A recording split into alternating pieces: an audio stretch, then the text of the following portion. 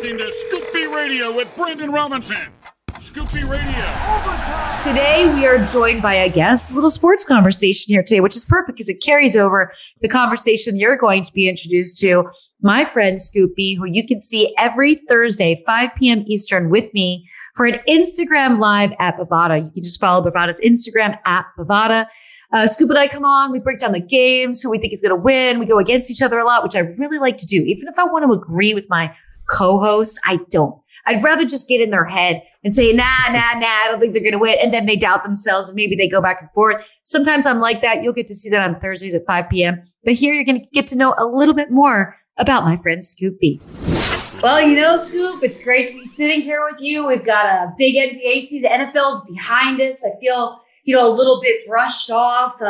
Now all we'll do is obsess on quarterbacks. Russell Wilson throws his name in the mix yesterday during an interview. We had another quarterback to worry about, but hoops is the pure joy for you. And I want to know, Scoop, when was it that you realized that you loved basketball? There were two sequences. One, 6 years old, my uncle introduced me to the game through, he was the commissioner of a basketball league in New York City called Citywide. So anybody who came out of Citywide, Stephon Marbury, Rod Strickland, Kenny Anderson, all of those legends from the 80s, late 80s, early 90s, all played in this league if they were from New York City. And what ended up happening was my family also ran a sneaker store in Harlem.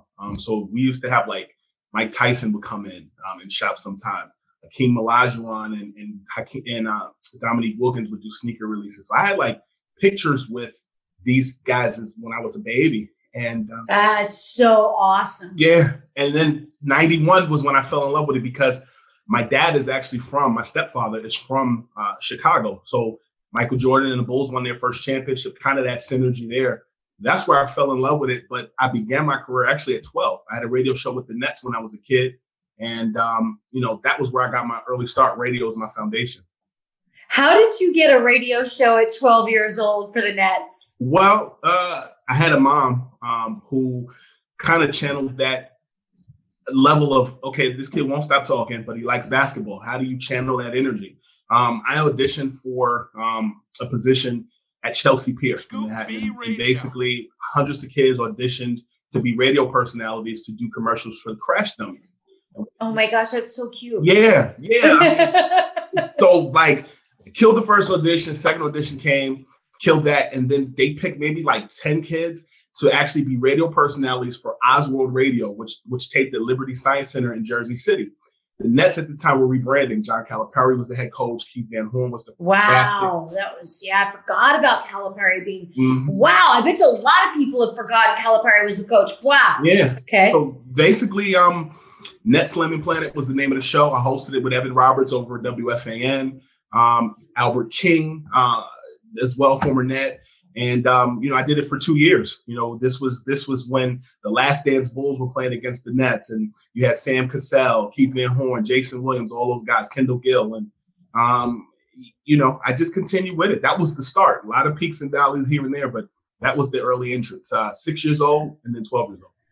First of all, I'd like to give your mom a big shout out because she was smart enough to know that she needed to channel that energy somewhere. And it's such a gift as a parent to actually be able to do that properly. And what she did was she laid the foundation for you to have something to study and follow and love and then communicate. And I'm sure it made you so different from other 12 and 13-year-olds in school because as you're talking on the air, your vocabulary, I'm certain, is becoming more elaborate than potentially other classmates. Yeah, I tell people all the time, at recess time, you're going outside, you're playing basketball.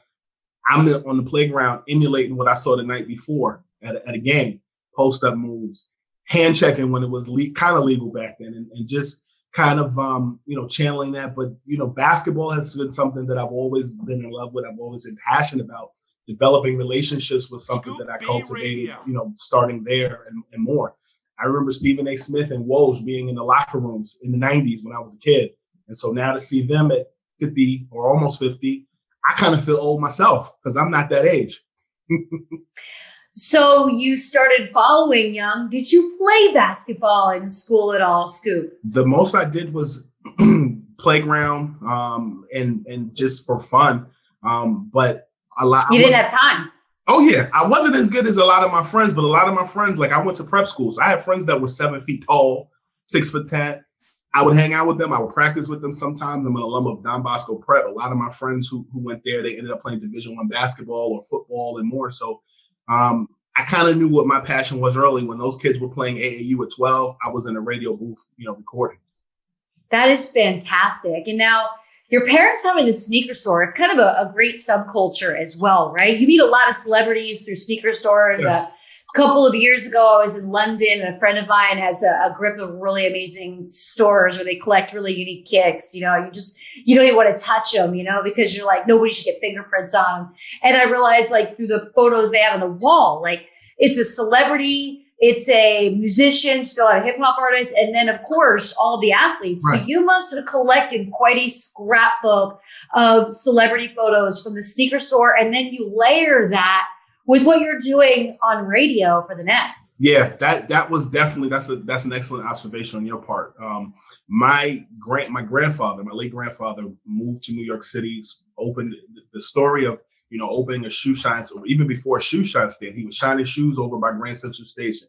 Saved his own money, opened a shoe shine stand, opened a shoe shine store, and then made a connection to a men's shoe store. And then in 1979, we opened the Athlete's Foot. We were a franchisee. We were the only Black-owned Athlete's Foot in New York State, and that's significant. But more than anything else, his work ethic is something that I never met my grandfather. He passed before I was born, but hearing stories about him and how he went about that and cultivating that process, I implement that in what I do every day. To directly answer your question about, like celebrities and stuff like that. Yeah. I mean, I remember as a kid, the men's shoe store, meeting Dizzy Gillespie as a kid and talking about jazz. Oh, yeah. Did you even know how big of a star he was at that age? Yeah. Yeah. Wow. So that's a really empowering story too with your grandfather. And that has to be incredibly inspiring. Ironically, when my grandfather came here from Italy, he also lived in Astoria, which is tying us again, another little connection here. So you followed, all of the NBA. How do you choose a team when you overall love the sport so much and you just want to watch games every night? Well, as I told you, Mike was the connector, culture, bald head guy, Scottie Pippen, Horace Grant at the time. That was my passion, or that was who I enjoyed watching. Professionally, I would say the Nets, who gave me my first break, was a team that I paid attention to immensely. But in between that time, Shaq and the Magic. When Michael retired, I liked Shaq and the Magic. I went through a phase where I liked Patrick Ewing and the Knicks when Michael retired. But Michael was always who I passionately paid attention to. As a professional, you try to league pass is my friend these days, particularly. Yeah. But I'll say that I kind of pay attention to everybody. The Utah Jazz are doing well. Best record in the NBA right now. Best record in the NBA. Won another one last night. Do you play fantasy basketball, Scoop? Because I think you'd be really good at it. I do. I have 2 teams. Okay.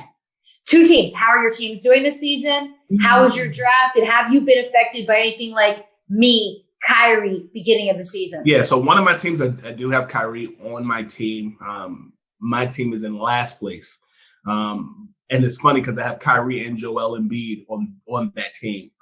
The problem with Joel Embiid in fantasy, and the reason I didn't draft him, I had the opportunity, but I took Ben Simmons instead, even though his back does concern me. But with Joel Embiid, he sits too much. And now that they're, this is a very unique season. I mean, the bubble was one thing, but now the teams, and you got to give Adam Silver so much credit for how he was strategic, because he doesn't want everybody, moving hotels and traveling as much. So they're staying in town. They're playing more back-to-back. Like baseball.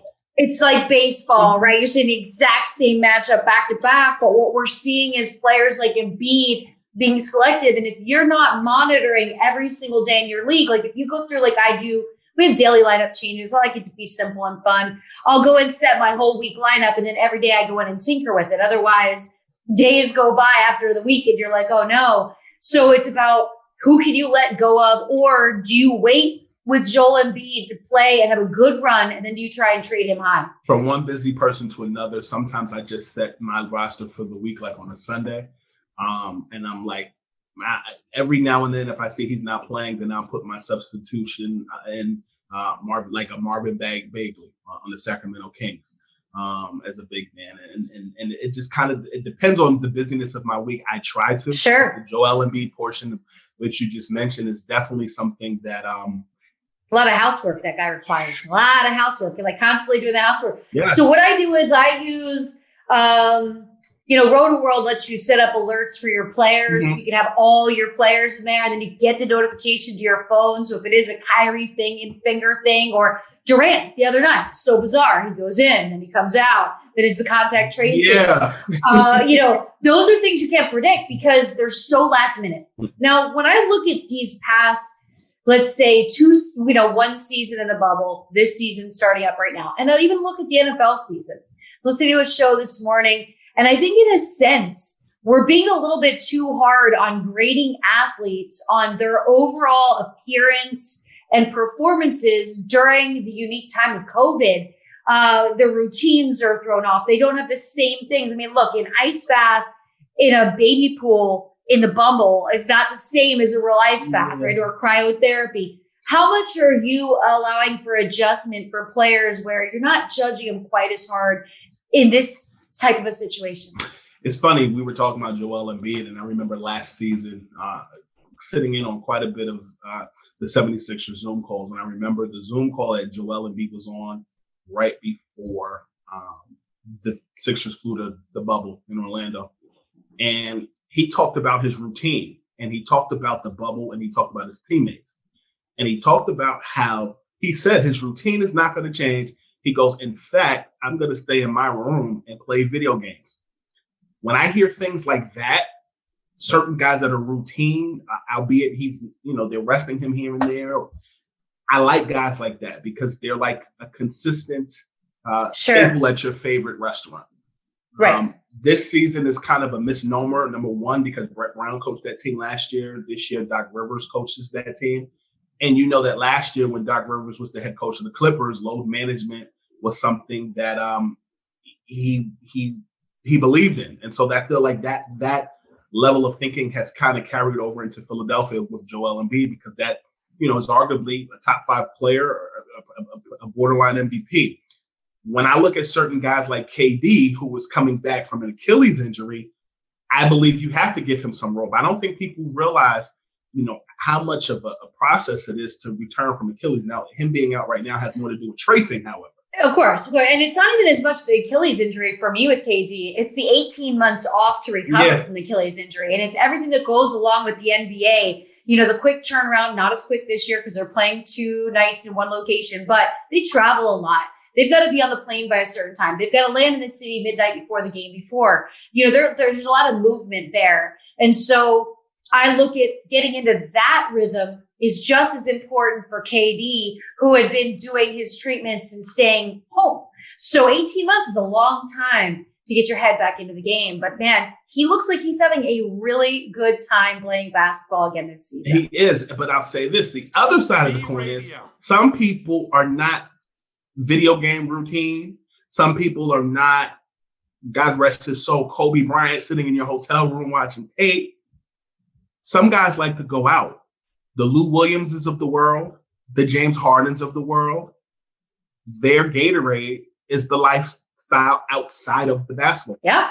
And so when you have a 150-page memo that the league sends out to all 30 teams where they discuss the do's and don'ts, that creativity is stifled. This episode of Scoop B Radio is brought to you by Green Line Movers. Green Line Movers is New Jersey-based, East Coast branched. Visit www.greenlinemovers.com. Being one of the most trusted names in moving service, you'll get first-class treatment for your belongings for both your residential, commercial, and flat-rate moving needs. Your moving process with Green Line Movers is in 3 easy steps. First, call 973-362-5736 to get your free of cost estimate. Secondly, you'll get your estimate. And lastly, once you get your moving date, you'll be packed up and ready to move to your destination. Seems pretty easy, right? Well, what are you waiting for? Pick up the phone now and call 973-362-5736. 5736. And while you're at it, tell them Scoop B sent you. I agree with you. And I know from my many friends in the NBA, this year was going to be very different. At least in the bubble, they knew what it was, right? They knew what it is. Like Jimmy Butler didn't even want his family to come into the bubble when he was allowed because he didn't want to be thrown off his concentration. Thank you, Jimmy Butler. I love how he rolls. But you're right. Part of the routine and part of their lifestyle is knowing, hey, I got friends that live in the city. When I go to New York, I mean, NBA players go out way more than basketball players, way more than NFL players, way more than baseball players because they can. When they're in cities where things are open late, they'll finish their game. They'll go back to the hotel. They'll go out at 1 o'clock in the morning. It's all part of it. And I would say it's a good 50% of them. So they're missing out on that. Also, they're missing out on the little things. When you're on the road, you know, you've traveled to go to so many different cities. You were going into Philly a lot last year for games. You have your favorite little restaurants and like spots you want to stop at. And what's really crazy is, you know, the NBA picking an all-star location for this year, which is Atlanta, which is a city that has not been closed. Georgia, a state that has not been closed. It's also a state that's similar to last weekend's Super Bowl. You put everybody in Florida where you've never told them to wear masks, and now you're asking people to wear masks to protect the NFL players. Makes no sense. And LeBron was very candid about the fact that he is not down. He is not looking forward. He has no energy and excitement toward the NBA All-Star game. And it is because of its location. And because, again, if we see Durant go out and play, then he gets pulled from the game by contact tracing. Why are you having an additional event that brings in a lot of people that's going to be very hard to prevent players from going out? I would agree with you, Lisa. I think at the end of the day, Adam Silver is in an interesting juxtaposition, namely because he's had such high marks since he came in dealing with the Donald Sterling Clippers fiasco, and honestly being ahead of the curve on women's rights, women working in sports, because they should. He's brilliant. He's just plain brilliant. Right. We know that. He's just brilliant. But COVID, I think, is the first time that he's been in muddy waters. That's uncharted territory, really and truly. The NBA is kind of in a similar situation that baseball was in and the NFL was in during their season while the bubble was going on. The bubble was controlled. Sure. The NBA and their regular season is in those respective cities, and every state is different as it relates to fans allowed in games. Like, to me, it's, you know, almost a year board in the house and in the house board. It's weird to see, you know, people in Utah, people in San Antonio and Houston, and, you know, and myriad of other teams, you know, watching games, fans watching games. You're seeing, you know, courtside Karen, you know, talking smack to LeBron sitting courtside. And it's like, wait, you got to kind of recalibrate your brain in that regard. I think that the whole All-Star thing, me personally, I don't think there should be a game. But the fact that there is a game in Atlanta makes sense. You have Turner down the street from the arena. Sure. And you know, strip clubs are open. You have everything's open. Yeah. Everything's open. It just seems, I get it though. You're right. He's in a juxtaposition with this and he has to make a decision. He made the decision and this is where it's going to be. But, you know, when courtside Karen went off, I was actually more stunned that there's actually fans. And I'm thinking to myself, like, here we are, we get the opportunity. There's a couple fans in the city. You want to get thrown out when you're like in a small group of people? Like, it's just beyond bizarre, but here we are. And I think, you know, we've fallen into this distraction now with NBA season being back, NFL season just wrapping up, where, hey, there's something to watch every night. We haven't had as many new TV productions. Many of our favorite shows stopped. Maybe they tried to restart up. So let me ask you, when it comes to TV, because this is a conversation we have not yet had, what are your favorite shows when you are not watching the NBA? Lisa, let me tell you something. Before I answer that question, I watched new episodes of Law and Order. It threw me off seeing like the police officers with masks. I'm like, wait, what? Wait a minute. Wait, they still make Law and Order? That show is still on? I did not even know that. I just learned something new. That show is still on? Yeah. How many cases can they uncover? How many criminals? Like, they had COVID cases on there. Oh, so it's throwing me off because, you know, you can watch a whole rack of episodes on a weekend on, like, what is that, USA? Yeah, where it's always on. It's always on every time you go over. Like, is this the Law and Order channel? It's the only thing that's ever on this channel. Lisa, I swear before God, I feel like Law and Order is this generation's Twilight Zone. It's always on. True. Okay, so we know you watch Law and Order. What else do you watch? Do you watch Power? Here and there. I never really got into it, but I'm going to tell you what I have. What? You're not going to show Power. I watched a couple episodes. I'm going to tell you. Is it too violent? It's violent. It is. I have watched seasons. I finished season 6 and season 7 of Scandal. Haven't watched that show yet. I hear it's amazing. Olivia Pope is a genius. Yeah, I hear it's an amazing show. Okay, so I see where you're going. So Law and Order, you like thinking television shows. You like thought-provoking. And obviously, you're a big dude, Scoop. You're not worried about criminals. If I watch Law and Order, I'd be afraid to walk outside. I just think those shows, like, they tell so much about how people get away with things. And you can't get away with anything at all. Like, well, that's what I've learned, in that space. Like, there's no such thing as perfectly getting it off. You may get away with it for a little while, but you're not gonna. No, it's no. And what I've learned from my 3 hours easy of news that I read a day is, when you read a lot of news, the reason I read it is because when you read something, you remember a lot more when it's fed to you. Yeah. And you can also select your stories. You can save stories. So I find it really easy, but I'm realizing right now that it takes about 1 to 2 years to crack a real case. Because yesterday I saw a case be cracked that was 1.5 years old. And I remember exactly when I initially read the story. I remember every follow-up story I read. But wow, now this was wrong. And every once in a while, once the genetic testing started popping and everybody started doing their genealogy and all this, they started getting a lot of extra criminals with the DNA that they were collecting from that's all that stuff. So that was very interesting because DNA is a big part of all these crime shows. For sure. Oh, before I forget, I watched the cartoon movie Croods. Croods? Croods, Croods. It's a movie that's out. It's so crazy. You can, people aren't going to the movies like that, but you can stream. It was a cartoon movie. I believe it was a Pixar movie. I watched that.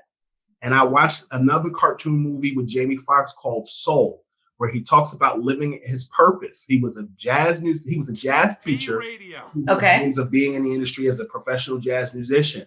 He falls into a manhole and he kind of leaves Earth for a while, but his spirit was still on. And he switched spirits with somebody in heaven, basically. And basically, it's a whole process of purpose, like your family telling you. It's interesting. If you could switch spirits with somebody in heaven, who would it be? Who would it be? Would you be a male or a female? I mean, you're getting to switch spirits. Wouldn't you want to have something totally different going on? I'd like to go to the bathroom outside and be a non-issue. So maybe I'd be a dude. I mean, I'm just saying, that's just a simple, I'd like to be at a concert and not have to look at the porta potty and go, no, I don't want to go in there. But I can just go in the woods, as a guy. You guys don't have that same function. So that. No. So I think for some reason, Michael Jackson or Frank Sinatra come into my mind, switching spirits with. I'm going to keep it recent. Kobe. Okay. Kobe's a good one. We'll leave it there. Yeah, leave it there. Okay, so you do watch a little TV, but you would honestly say that you probably watch NBA every day. If I'm not watching it, I'm streaming it somewhere, or basketball is something that I'm obsessed with. When it falls in line and there's no NBA season, what does Scoop B turn to for that sports need? Do you watch a little NFL? Do you watch a little NBA? I know you don't watch hockey. Probably football. I enjoyed the playoffs. I enjoy watching the playoffs. Sleep. And so in my building, there's an arcade. Oh, that's fun. And are they free or do you have to put change in? I have a lot of questions. Somebody brings something to me. I have a lot of questions. So look, check this out. So no change? No change. Oh. And it's one standalone arcade game with 1,300 games. So you pick through what you want. So Lisa, and I'm telling you, I'm playing X-Men, the one that was in the movie theater. Do you have to reserve it? Is it busy? Do other people use it? Game. Nobody hardly goes in there. I'm like not only do they have that, they have skee ball. They have a Star Wars pin. Okay, I like skee ball. Yeah. I have ping pong, and I'm just trying to rally a friend to play ping pong with me this weekend. I'm like, I don't have football on Sunday. I can play ping pong Sunday afternoon. Let's get good at table tennis. I mean, this is amazing. There's a pool table as well, which doesn't pertain to me. I've never been good at playing pool. They got a pool table also at my place. Yep. Yeah, I could learn, but there are people that use a pool table. But ping pong, come on. These little fun rooms inside buildings are absolutely everything. And especially you really valued it during this unusual year. So I want to ask you, a couple questions about COVID and how we've adapted. Now, I listen to Sirius almost all day. Mm-hmm. And so you get the ads for the podcast on the Sirius XM app. And one of them is about the first night in the NBA. And I swear to you, every time I hear it, it just gives me chills because it's like March 11th and they're breaking open tests on the floor, the Rudy Gobert.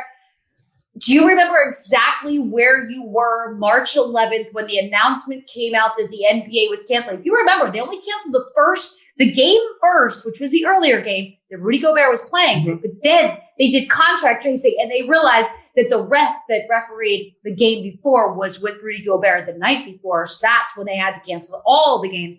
Where were you and how did you feel? I was in my house, kind of relaxing and watching it on my phone, texting people. I was in contact with someone with the Thunder who they were playing and finding out what was going on here. Yeah, I was talking to players all night that night too. Right. Yeah. And so to me, like, what is this? Like, I remember, I was in Chicago for All-Star Weekend and my mom was calling me and saying, yo, wear a mask. And I was like, that February. And I was like, for what? Yeah. Well, go shopping and stuff. Some people were paying attention to the news that was out there. But to us, yeah, it didn't have an impact on me until somebody younger than me and who I feel is healthier than I am was affected. And that was Rudy Gobert. Yeah. Yeah. And I'm going to tell you something. So, Lisa, that a couple months earlier, I had actually interviewed, I was a finalist for a job covering the Utah Jazz. I would have moved to Utah. I would have been covering that team. And honestly, the thought process as I watched Rudy Gobert touch that mic was like, yo, what if I was in that press room when he was touching phones and mics and stuff? That was my first thought when I saw it. Yeah. And that was an issue. Him and Donovan Mitchell fought about it. It was an issue for them both.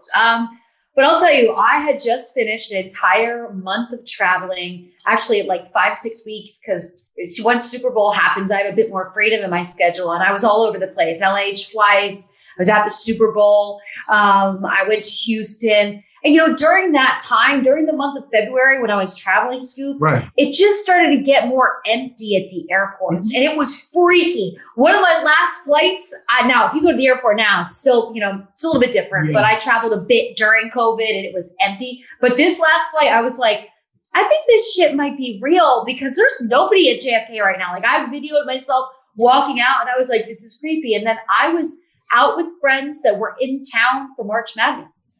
We were at a restaurant at Hell's Kitchen, my favorite little Italian spots. And I got the notification on my phone and I said to my friends, like, I'm out. I got to go back to my apartment. And I think for us in the sports world, there was such a halt on how we felt about what was going to happen with our existence. I mean, so many people were affected professionally from this shutdown in our lives, financially concerned. But, when you're doing sports radio for a living and there's no sports, the gasp is real, okay? Because you're like, whoa, what's going to happen? And I think you probably felt that as well. You're covering NBA, you're writing full time. It's your whole passion. You wake up, you do it, you watch. All that was taken in a matter of one night. How did that make you feel? And what did you do during the first, until the end of 2020 to get you through it all? Lisa, I'm going to be honest with you. When it first happened, I was angry and pissed off to stand out and be great and not be comfortable. When it happened, I remember the first person that I sent a text to was Shaq. And I said, yo, you free to come on my podcast? And he was like, yeah. Like, he had time. Everybody had time. Everybody had time. Everybody had time. That was smart of you to right away start to look at how could I get unique interviews? I mean, Shaquille O'Neal, are you kidding? How can I get unique interviews at a time where everybody's sitting home kind of twiddling their thumbs, and they'll be available by Zoom, which, by the way, we all learned how to use pretty quickly when this happened. Okay, pretty darn quickly. That to me was the kicker. Like, when I was looking at not just professionally what I was doing, like I was having a conversation with one of my right-hand man that runs a lot of my podcasting and stuff. We talked like maybe a month prior about another recession coming. And we kind of were like, is this what we were talking about? And so not only was I looking at it from, booking guests on my podcast, Scoopy Radio, but also about stocks. Yeah. Like I bought stock in Zoom and Moderna last March. And you did really, really well. Buying Zoom last year in March was the move that I told all of my friends to make as well. I mean, we knew everybody was using it. If you were watching ESPN, it's what they were using. It's what everybody was using. And it was unbelievable to watch it grow. So, yeah, I mean, I'm glad to hear that you found that way, right? Because for me, somehow I did not take any of the news seriously. Your mom was reaching out to you when you were at the All-Star game. My friends were reaching out to me when I was traveling saying, do you think you should be traveling right now? And I'm like, I don't know. I'm not. Boy, the NBA stops. Shit got real. I was like, okay, this is real. Everyone, stop everything you're doing. And it's been fascinating to watch, but I want all of this, I want everybody that's listening to really give athletes credit, because there's been a big sacrifice. And yes, everyone can say they make great money and everyone can say, but there was a time in the bubble that they were separated from their babies, their wives, their families for a period of time just to go to work. And I've lived on the road. Living in the same hotel room for that long is just staring at the same four walls is just maddening, right? They made it a lot of fun for us. So the NBA gets a lot of props from me. Jimmy Butler with his coffee business, LeBron James with his candles in his room, Anthony Davis being the tech guy that set up multiple TVs so everybody could play video games in his room. Like, the bubble was the most fun ever. And I think the bubble was that boost that we all needed because it was joyous. We were watching, it was like sending a bunch of NBA players to summer camp and going, okay, you're going to go to work, but you also post a bunch of fun stuff on social media. It's the most expensive summer camp in the history of summer camps. And it's interesting because when I look at certain guys, that didn't go to college, and no shade, no, just an observation. Sure. For some guys, this was their college dorm experience. Yeah. Yeah. When you talk about Anthony Davis being the tech guy, I remember being an undergrad at Eastern University in Pennsylvania. And I remember when you used to download tons of movies and they would shut your, and this was before Wi-Fi, they would shut your landline off because you used too much bandwidth. Right, you only had so much data. Yeah. And then I remember playing the original Xbox and we would play Halo on landline. Oh, Halo was amazing. Dorms against dorms. I remember playing Halo. That's a blasphemous past. Yes. That captured the flag because we would play against other dorms. And so when you talk about the bubble and you talk about the guys and just their level of adapting, I think that you have to give guys credit for adapting. NBA players have adapted just like the NBA office has had to adapt. There's been tons of layoffs. I know that during the quarantine, by the time guys got to the bubble, there were about 100 people within the league office that got laid off. Yeah. I mean, everybody was preparing for the worst, right? And not as much broadcast, not as much everything else.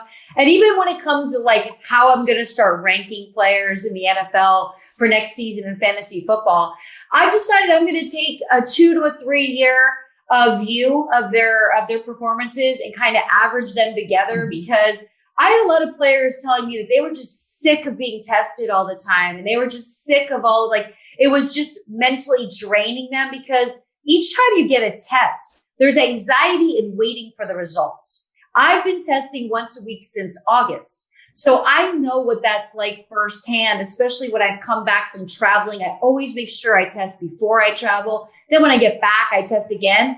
Of course, you're anxious when you're waiting the 48 hours for your results. Now, there are results quicker with the rapid, but the rapid's definitely not as effective. A lot of false positives. No antibodies, correct? I still don't have the antibodies. Such a bummer, right? Yeah. I sure wish I could have. But you know what's great? Because I've been so laying low and just working and focusing, and I'm finishing my second book. Now all my friends in the city have already got it. So now I have this select group of people. I'm like, guess what? You're on my okay to hang out with list because you have the antibodies. You're not going to get it again. You're not going to give it to me. Right. I can get herd immunity from you. But in the study of the blood, you know, there's blood types that are differently affected and impacted by a virus like this. And I just so happen to be O positive, which has a really low contract rate. But I've been testing because I want to have the freedom to travel. Now, I'm not anti-vaccine in any way, shape, or form. If somebody tells me I can't get on a plane to leave the country without getting a vaccine, I'm getting the vaccine. Like, that's number one. But I do believe that there's other people that need it before I do. And we have a system of how this is going to take place. We need to protect our healthcare workers, our frontline workers. To me, even very important people, grocery store workers, restaurant workers. I mean, there was a time during COVID where we couldn't get groceries delivered. And I went to the store and I just always felt bad for the clerk. Like, what you're exposing yourself to is all of us, and you have to do this for work. So it's going to be a process. But yeah, I'm looking at everything in a collective. And I think we all need to take a big step back and say, don't be so hard on a player during this current time. Miss Lisa, I think that kind of ties into LeBron and Kyrie as it relates to mental health. Yes. Kyrie Irving took multiple days off. 7. I have him on my fantasy team. 7. I know you know. 7. Okay. Yeah. And now it's been 10 out for the season. The total the finger. But go on. Right. No. And you know, mental health was part of the reason why he, didn't play, the insurrection in Washington and some of those other things. But what I find interesting as it relates to Kyrie and comparatively as it relates to LeBron is people think that because players make a lot of money, that they don't have stress. The late Notorious B.I.G. said more money, more problems. Exactly. And to that point, I feel like LeBron and Kyrie were kind of like Martin Luther King and Malcolm X. They were saying the same thing. They were just saying it in two different ways as it relates to mental health and needing a break from the game. LeBron talked explicitly about how this all-star game would just be detrimental or just not, it's about the money. You saw Kawhi Leonard kind of echo what LeBron said. And I think at the end of the day, mental health as it relates to athletes, particularly during COVID, is something that has been so underreported, has gone so under the radar. And think about this. Many of us have been able to continue our work lives from home, which means we don't have to get tested to collect our paycheck. We don't have to expose ourselves to others to get paid. Even more so with fans in some arenas, it kind of stresses me out for the athletes because we're not testing them yet. Now, the Miami Heat are using COVID sniffing dogs to check and this is going to be a thing, right? Broadway, our governor came out and said in New York City, Broadway is going to open eventually in a smaller capacity and there'll be rapid tests and you'll have to take a test. However we make this work, but you're right. The mental health is very different because everything that athletes have been put up against, and also they're being forced to speak in big moments. And it's very scary to speak in a big moment because if you say something that doesn't land well, then you're a part of cancel culture. It happens that fast. One mistake, you can say you were hacked, you can say anything you want, but one mistake is just going to be over this. So that's where LeBron has even more pressure. And Kyrie has even more pressure because now everybody's asking, what's their opinion? LeBron needs to speak on this. And, it's been a lot. And I think we have a lot of gratitude towards the NBA for giving us so much fun in the bubble. A ton of just adjustments were made that now we're used to watching the games because they're in their home arenas, but they're not in the bubble. It's just the trickery that's played on our minds to realize there's no fans there. Yep. But here we are. And you and I will now be joining each other every Thursday night, 5 p.m. Eastern time. Everybody engage. We want to hear what games you're watching on Thursday night. If you're placing any bets, if you're playing DFS, if you're playing season-long fantasy, maybe we break down our teams and some new moves that we need to be making. But everybody, you'll be able to join me and Scoop B every Thursday, 5 p.m. Eastern on an Instagram Live takeover at Bovada. You can follow my friend Scoopy at Scoopy and Scoop. I just love being able to sit and chop it up with you for a little bit today. Love talking hoops with you. I got to mention, you know that when we did the Instagram Live takeover last week, you had the Chiefs winning the Super Bowl. I had the Bucks. Yes, you did. And I knew you want to bring this up, and that's okay. I did though make a couple good calls. You did. You had said Ronald Jones. I had said Leonard Fournette. I had said Gronk was going to get into the end zone because no matter what, Brady was going to feed him. I had also said Antonio Brown was going to get in the end zone because Tom Brady wants to make everybody believe he made the right decision by bringing Tom. I had a lot of rights, but my biggest wrong was Tom. And also, I think this toe that Mahomes is now going in for surgery was affecting him a bit more. Oh, definitely. I think flying in the day before really messed things up for Kansas City. And I also think the incident and horrible accident with Andy Reid's son was a big distraction as well. There were a lot of odds against him. I should have switched my pick last minute. But you know what? You get to gloat, and it's cool. You were right. You get that. I'll give you that. I was right on the head. I said heads on this coin toss. I said the national anthem would go over, but so did you. But it was it's just been fun doing these lives, and we will keep tabs on who wins what. So. Of course. You're still Batman. I'm Robin, and I'm excited for the rest of the season. I'll take that, and I'll be talking to you at 5 o'clock on Thursday. Scoop, thanks so much for joining us here on the Lisa Ann Experience. Thank you for the opportunity to be myself. And this is Scoop B Radio saying, you bring the coffee and I'll bring the Dunkin'. Come on!